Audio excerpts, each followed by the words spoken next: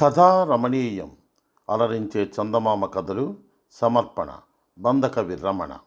ఈ కార్యక్రమం కనుక మీకు నచ్చినట్టయితే లైక్ చేయండి, షేర్ చేయండి, సబ్స్క్రైబ్ చేయండి, పక్కనే ఉన్న బెల్ ఐకాన్ క్లిక్ చేయండి. రాతి రథం రసవత్తర జానపద ధారావాహిక ఈరోజు 18వ భాగం వింటారు. జరిగిన కథ. ఉద్యానవనానికి వెళ్లే దారిలో విఘ్నేశ్వర పూజారి ఎక్కిన రాకాసి ఏనుగు మీద నూనె పోసి ఖడ్గజీవదత్తులు దానికి నిప్పు పెట్టారు. రాజు నిత్యానందుడు తన సైనికులను ఆటవికుల మీదకి ఉసుగల్ప చూశాడు. ఆటవికుల్లోంచి ఒక ఆజానుబాహుడు ముందుకు వచ్చి తాను ఆటవికుల నాయకుడిని జీవదత్తుడితో చెప్పాడు. ఆ తర్వాత ఏం జరిగిందో విందాం. జీవదత్తుడు ఆటవిక నాయకుడిని నకసిక పర్యంతం పరీక్షగా చూశాడు. వాడి తీక్ష్ణమైన చూపు, ధీమాగా నిలిచిన తీరు చూసి జీవదత్తుడికి వారి శక్తి సామర్థ్యాల్లో గట్టి నమ్మకం కుదిరింది. మంచిది, నీ వాళ్ళందరినీ అవసరమైతే సైనికులను ఎదుర్కొనేందుకు సిద్ధం చేయి. మీకే మీరు మాత్రం వాళ్ళని కవ్వించకండి అని జీవదత్తుడు నాయకుడికి చెప్పి పూజారి స్వర్ణాచార్యులను పిలిచి, మీరు మా పక్కనే ఉండండి, లేకపోతే చిక్కుల్లో పడతారు అన్నాడు. అటు రాజు ఇటు ఈ అటవికులు మమ్మల్ని చంపాలని చూస్తున్నారు, మాకేది దారి అంటూ విఘ్నేశ్వర పూజారి కళ్ళనీళ్లు పెట్టుకున్నాడు. నగరద్వారం దాటిన తర్వాత ఆ దారి సంగతి ఆలోచిస్తాం. మా దగ్గర ఉన్నంత వరకు మీకు ఆటవికల నుంచి ప్రమాదం రాదు. రాజు సంగతి మేం చూస్తాం అన్నాడు జీవదత్తుడు. ఇంతలో రాజు నిత్యానందుడు పెద్దగా గొంతెత్తి, మహాసూరులారా, ఆ ఆటవిక మృగాలను మీరే నిరాయుధులు చేసినా సరే, లేకపోతే మీరు దారి తొరిగినట్టయితే ఆ పని మా సైనికులు చేస్తారు అన్నాడు. మాకు తెలుసు మహారాజా, ముందు ఆటవికల్ని మంచి మాటలతో నిరాయుధుల్ని చేసి ఆ తర్వాత వాళ్ళని చిత్రవధ చేయించాలని మీరు ఆలోచిస్తున్నారు. అది కుదరదు. మీరు వాళ్ళు నగరం బయట బరిపెట్టుకుని పోరాడండి. మేము ప్రేక్షకులుగా ఉండి ఫలితం ఎలా ఉంటుందో చూస్తాం అన్నాడు జీవదత్తుడు. నా రాజ్యంలో నా నగరంలో ఉండి నన్నే ఆజ్ఞాపించటం అంటే నిత్యానందుడు మాట్లాడేసరికి ఖడ్గవర్మ చర్రున కత్తి దూసి, ఆ పాత చచ్చుపుచ్చు కబుర్లన్నీ కట్టిపెట్టు. నిన్ను నీ కిరీటాన్ని రక్షించింది మేము, ఇక్కడ మేం ప్రభువులం అని ఆటవికులతో, అందరూ నగరద్వారం బయటకు నడవండి అన్నాడు. ఆటవికులు ద్వారం కేసి కదిలారు. జీవదత్తుడు పూజారిని ఆచారిని వాళ్ళ వెనక్గా నడవమని చెప్పి రాజుతో, మహారాజా, నగర ద్వారం వెలుపల ఆటవికులతో మీరు పోరాడవచ్చు.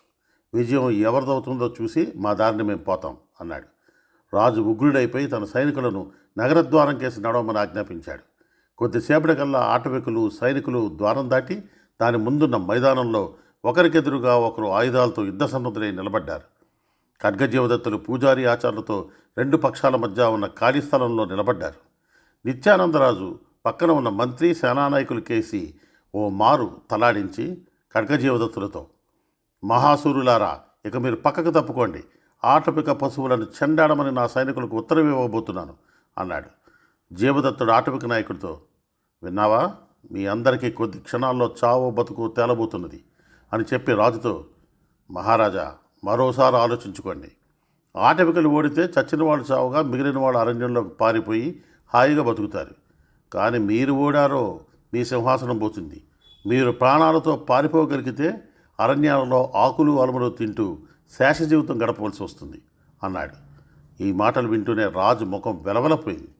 మంత్రి అది గమనించి అందరూ వినేలా పెద్ద గొంతుతో, మహారాజా, లోగడ మీకు చెప్పానో లేదో, మీ తండ్రి గారు మరణించే ముందు తమ కోరికగా ఒక సంగతి నాతో చెప్పారు. ఏ పరిస్థితుల్లోనూ నగరద్వారం వెలుపల రక్తపాతం జరగరాదని, అలా జరిగితే తన ఆత్మకు శాంతి ఉండదని అన్నారు అని చెప్పాడు. అవును, ఆ సంగతి మర్చిపోయాను. మహామంత్రి, సమయానికి గుర్తు చేసావు. లేకపోతే తండ్రి గారి తుది కోరికకు భంగం కలిగించి వారి ఆత్మకు శాంతి లేకుండా చేసి ఉండేవాడిని. సరే, సైనికులంతా నగరంలోకి పదండి అంటూ నిత్యానందరాజు నగరద్వారం కేసి దారి తీశాడు. పిరికి వెధవకు సమయానికి మంత్రి మంచి సాకు చూపాడు అంటూ ఖడ్గవర్మ పెద్దగా నవ్వాడు. ఆటవికుల నాయకుడు ముందుకు వచ్చి జీవదత్తుడితో, అయ్యా, మాకు అనుమతి ఇవ్వండి. దుర్భాషలాడే ఈ రాజును అతడి సైనికులను ఈటలకు గుచ్చి నగరద్వారం ముందు నిలబడతాం అన్నాడు. యువక్షత్రియ సింహమా, అనుమతించు. ఈ రాజు చావుకు మహావిఘ్నేశ్వరుడు కూడా చాలా సంతోషిస్తాడు అన్నాడు పూజారి ఉత్సాహంగా. నోర్మొయ్, నీ చావుకు కూడా మహావిఘ్నేశ్వరుడు తప్పక సంతోషిస్తాడు అని ఖడ్గవర్మ పూజారిని మందలించి నగరద్వారం కేసి చూశాడు. రాజు నిత్యానందుడు తన సైనికులతో ద్వారం వెనక నిలబడి ఖడ్గజీవదత్తుల కేసి నిప్పులు జరిగే కళ్ళతో చూస్తున్నాడు.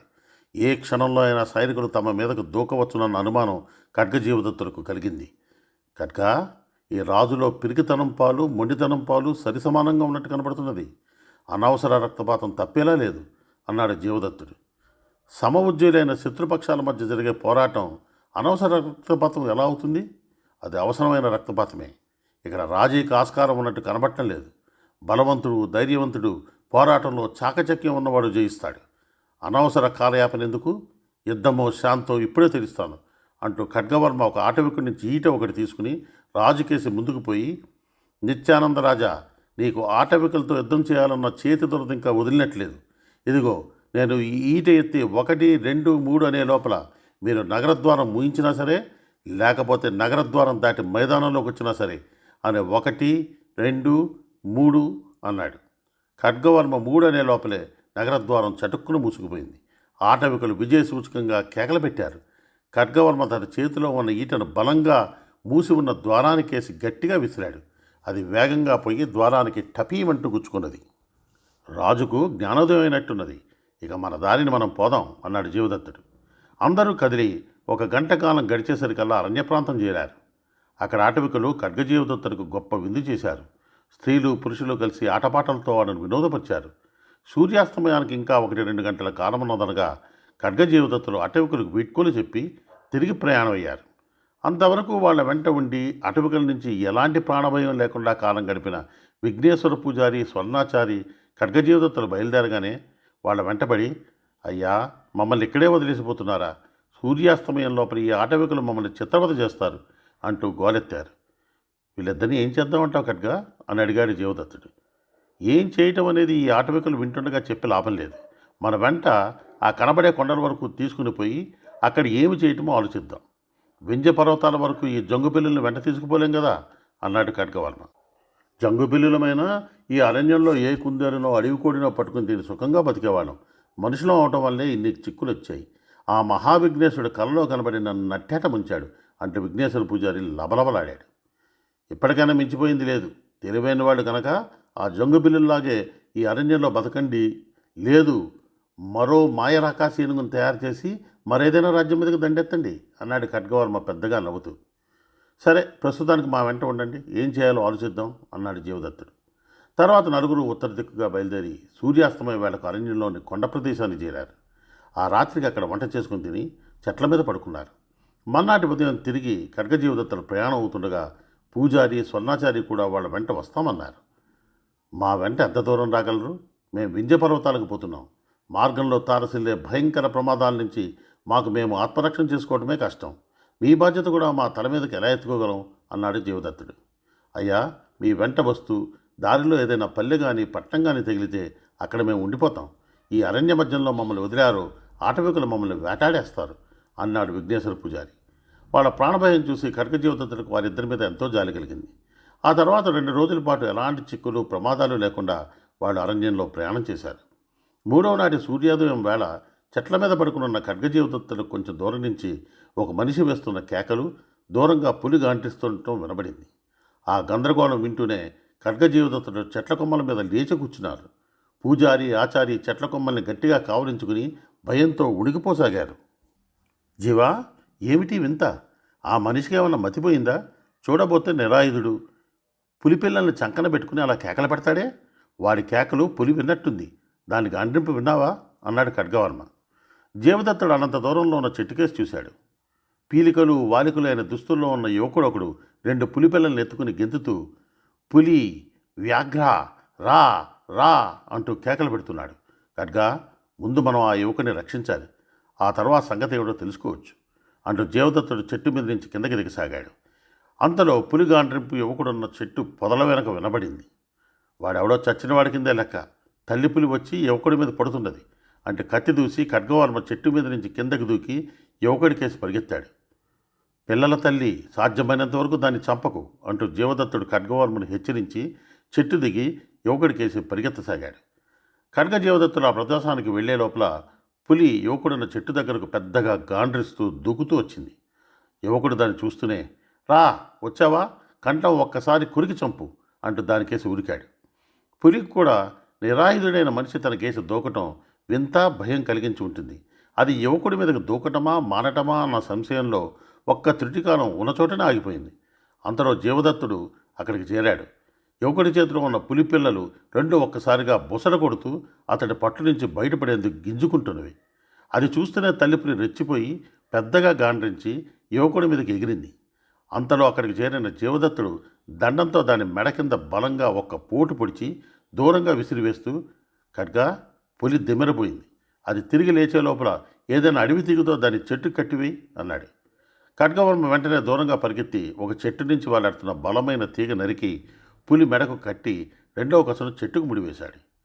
అయ్యా, మీరెవరో గాని నన్ను ఈ పులి నుంచి రక్షించి ఇంతకన్నా కూడా భయంకరమైన చావుపాలు చేస్తున్నారు అన్నాడు యువకుడు ఏడుపు గొంతుతో. చావాలంటే ఎన్ని దారులు లేవు, చెట్టుకు ఉరికిపోసుకోకపోయావా, ఏట్లో దొక్కపోయావా అన్నాడు ఖడ్గవర్మ కోపంగా. ఆత్మహత్య మహాపాపమని పెద్దలు చెప్తారు కదా, అందుకే ఈ పులికి ఆహారమై. ఇప్పుడు నువ్వు చెయ్యబోయిన పని ఆత్మహత్య కాదని పెద్దలు చెప్పారా? అసలు నువ్వెవరివి? పిచ్చివాడివా, మంచివాడివా అని అడిగాడు ఖడ్గవర్మ. అదేం ప్రశ్న ఖడ్గా, నువ్వు కొంచెం శాంతించు అని జీవదత్తుడు యువకుడితో, అబ్బాయి, నీకొచ్చిన కష్టం ఏమిటి? పులి గొంతు కొరికి చంపేదానికన్నా కూడా భయంకరమైన చావు నీకు ఎవరి వల్ల రాబోతున్నది అని అడిగాడు. యువకుడు వణికిపోతూ ఏదో జవాబు ఇవ్వబోయేంతలో చెట్ల వెనక నుంచి ఖడ్గమృగం మీద ఎక్కి ఉన్న వాడొకడు ముందుకు వచ్చి, ఆరణ్యపురం గణాచారి చేతుల్లో వీడు భయంకర మరణం పాలు కాబోతున్నాడు అని, ఎవర్రా, అందరూ వచ్చి వీళ్ళని చుట్టుముట్టండి అంటూ కేకబెట్టాడు. ఉత్కంఠభరితమైన ఈ సన్నివేశంలో తర్వాత ఏం జరుగుతుందో తెలుసుకోవాలనుందా? అందుకోసం వచ్చే భాగం కోసం వేచి ఉందాం. అంతవరకు సెలవు.